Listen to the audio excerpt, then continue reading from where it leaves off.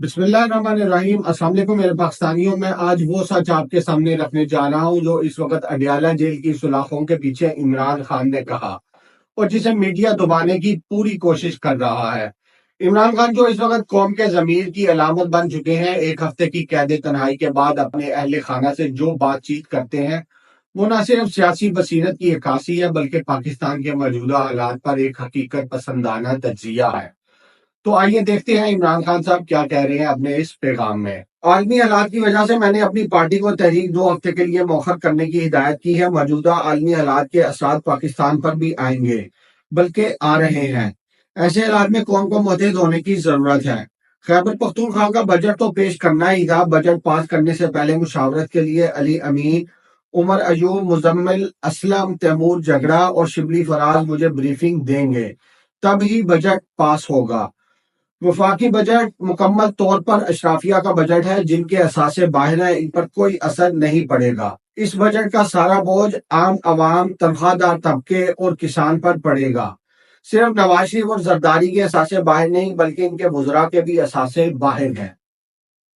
وفاقی بجٹ میں ان لوگوں پر مزید ٹیکس لگا دیا گیا ہے جو ایمانداری سے ٹیکس دے رہے ہیں، اور جو ٹیکس چوری کر رہے ہیں ان کو مزید چھوٹ دے دی ہے۔ خبروں کے مطابق 33 لاکھ لوگ پچھلے چند سالوں میں ملک چھوڑ کر گئے ہیں۔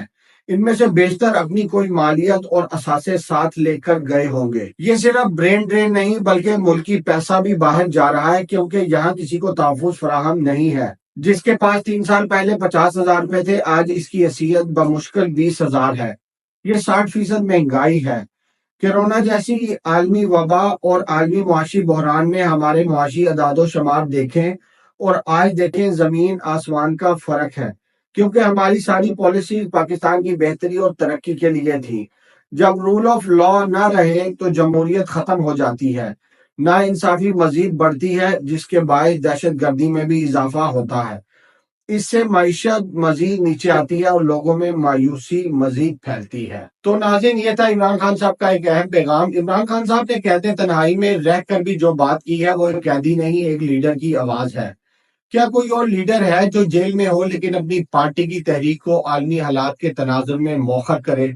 یہ لیڈرشپ ہے، یہ فہم و فراست ہے۔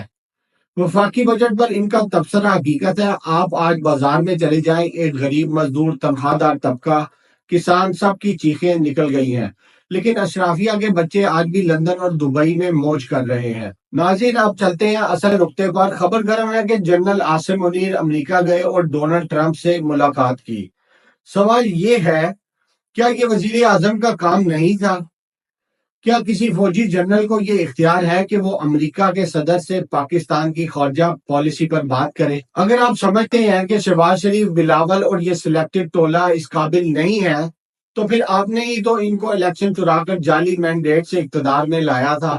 آپ ہی تو 8 فروری کی عوامی آواز کو دبانے والے تھے۔ آپ ہی نے تحریک انصاف کے لیڈرز اور ورکروں کو جیلوں میں ڈال کر سیاسی عمل کو اغوا کیا۔ یہ آئینی، جمہوری، سیاسی اور قومی جرم ہے۔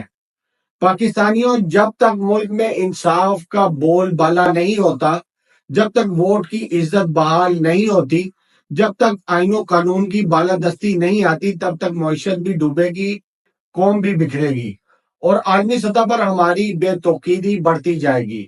لیکن یاد رکھو، یہ اندھیری رات زیادہ دیر نہیں چلے گی، انشاءاللہ۔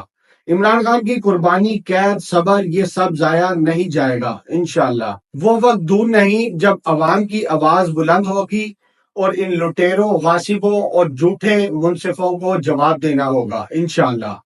اللہ پاکستان کا حامی و ناصر ہو۔ پاکستان زندہ باد۔